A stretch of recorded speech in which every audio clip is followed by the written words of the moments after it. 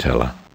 It was a hot afternoon, and the railway carriage was correspondingly sultry, and the next stop was at Templecombe, nearly an hour ahead. The occupants of the carriage were a small girl, and a smaller girl, and a small boy. An aunt belonging to the children occupied one corner seat, and the further corner seat on the opposite side was occupied by a bachelor who was a stranger to their party.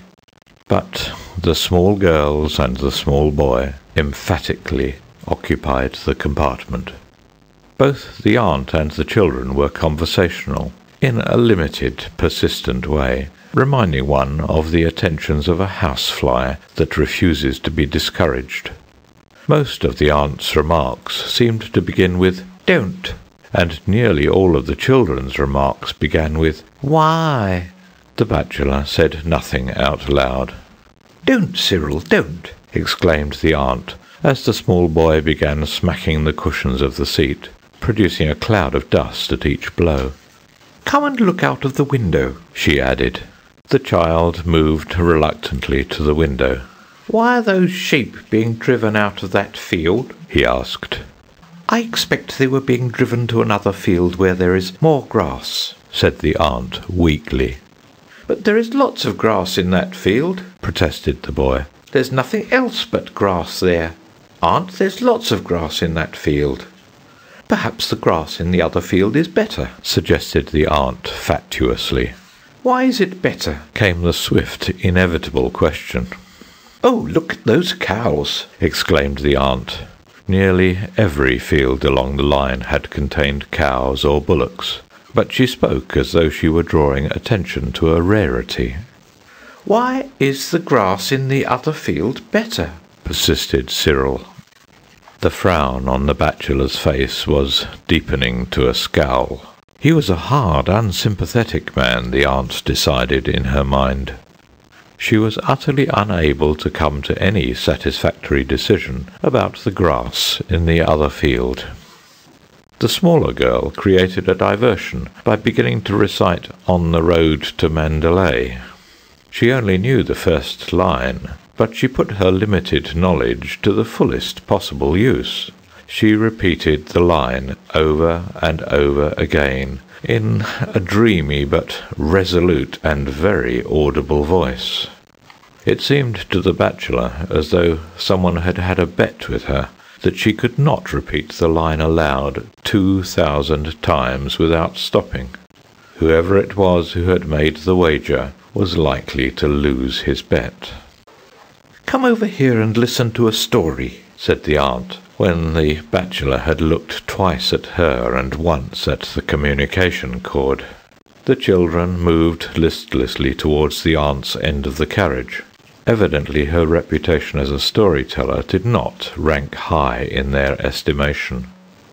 In a low, confidential voice, interrupted at frequent intervals by loud, petulant questionings from her listeners, she began an unenterprising and deplorably uninteresting story about a little girl who was good, and made friends with everyone on account of her goodness, and was finally saved from a mad bull by a number of rescuers who admired her moral character.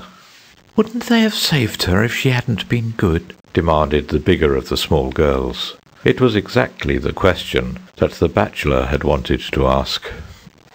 "Well, yes," admitted the aunt lamely, "but I don't think they would have run quite so fast to her help if they had not liked her so much." "It's the stupidest story I've ever heard," said the bigger of the small girls, with immense conviction. "I didn't listen after the first bit, it was so stupid," said Cyril.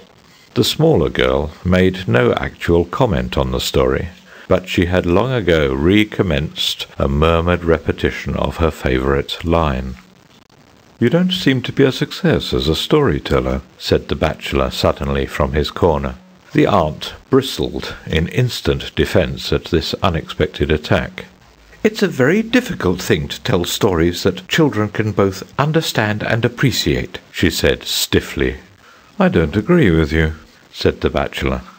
"Perhaps you would like to tell them a story," was the aunt's retort. "Tell us a story," demanded the bigger of the small girls. "Once upon a time," began the bachelor, "there was a little girl called Bertha, who was extraordinarily good." The children's momentarily aroused interest began at once to flicker. All stories seemed dreadfully alike, no matter who told them. She did all that she was told. She was always truthful. She kept her clothes clean, ate milk puddings as though they were jam tarts, learned her lessons perfectly, and was polite in her manners. "Was she pretty?" asked the bigger of the small girls. "Not as pretty as any of you," said the bachelor, "but she was horribly good." There was a wave of reaction in favour of the story. The word horrible, in connection with goodness, was a novelty that commended itself. It seemed to introduce a ring of truth that was absent from the aunt's tales of infant life. "She was so good," continued the bachelor, "that she won several medals for goodness, which she always wore, pinned onto her dress. There was a medal for obedience, another medal for punctuality, and a third for good behaviour. They were large metal medals, and they clicked against one another as she walked. No other child in the town where she lived had as many as 3 medals, so everybody knew that she must be an extra good child." "Horribly good," quoted Cyril. "Everybody talked about her goodness, and the prince of the country got to hear about it, and he said that as she was so very good, she might be allowed once a week to walk in his park, which was just outside the town. It was a beautiful park, and no children were ever allowed in it, so it was a great honour for Bertha to be allowed to go there." "Were there any sheep in the park?" demanded Cyril. "No," said the bachelor, "there were no sheep." "Why weren't there any sheep?" came the inevitable question arising out of that answer. The aunt permitted herself a smile, which might almost have been described as a grin. "There were no sheep in the park," said the bachelor, "because the prince's mother had once had a dream that her son would either be killed by a sheep or else by a clock falling on him. For that reason the prince never kept a sheep in his park or a clock in his palace." The aunt suppressed a gasp of admiration. "Was the prince killed by a sheep or by a clock?" asked Cyril. "He is still alive, so we can't tell whether the dream will come true," said the bachelor unconcernedly. "Anyway, there were no sheep in the park, but there were lots of little pigs running all over the place." "What colour were they?" "Black with white faces, white with black spots, black all over, grey with white patches, and some were white all over." The storyteller paused to let a full idea of the park's treasures sink into the children's imaginations. Then he resumed, "Bertha was rather sorry to find that there were no flowers in the park. She had promised her aunts, with tears in her eyes, that she would not pick any of the kind prince's flowers, and she had meant to keep her promise, so of course it made her feel silly to find that there were no flowers to pick." "Why weren't there any flowers?" "Because the pigs had eaten them all," said the bachelor promptly. "The gardeners had told the prince that you couldn't have pigs and flowers, so he decided to have pigs and no flowers." There was a murmur of approval at the excellence of the prince's decision. So many people would have decided the other way. There were lots of other delightful things in the park. There were ponds with gold and blue and green fish in them, and trees with beautiful parrots that said clever things at a moment's notice, and hummingbirds that hummed all the popular tunes of the day. Bertha walked up and down and enjoyed herself immensely, and thought to herself, "If I were not so extraordinarily good, I should not have been allowed to come into this beautiful park and enjoy all that there is to be seen in it." And her 3 medals clinked against one another as she walked, and helped to remind her how very good she really was. Just then an enormous wolf came prowling into the park to see if it could catch a fat little pig for its supper. "What colour was it?" asked the children, amid an immediate quickening of interest. mud colour all over, with a black tongue and pale grey eyes that gleamed with unspeakable ferocity. The first thing that it saw in the park was Bertha. Her pinafore was so spotlessly white and clean that it could be seen from a great distance. Bertha saw the wolf, and saw that it was stealing towards her, and she began to wish that she had never been allowed to come into the park. She ran as hard as she could, and the wolf came after her with huge leaps and bounds. She managed to reach a shrubbery of myrtle bushes, and she hid herself in one of the thickest of the bushes. The wolf came sniffing among the branches, its black tongue lolling out of its mouth, and its pale grey eyes glaring with rage. Bertha was terribly frightened, and thought to herself, "If I had not been so extraordinarily good, I should have been safe in the town at this moment." However, the scent of the myrtle was so strong that the wolf could not sniff out where Bertha was hiding, and the bushes were so thick that he might have hunted about in them for a long time without catching sight of her. So he thought he might as well go off and catch a little pig instead.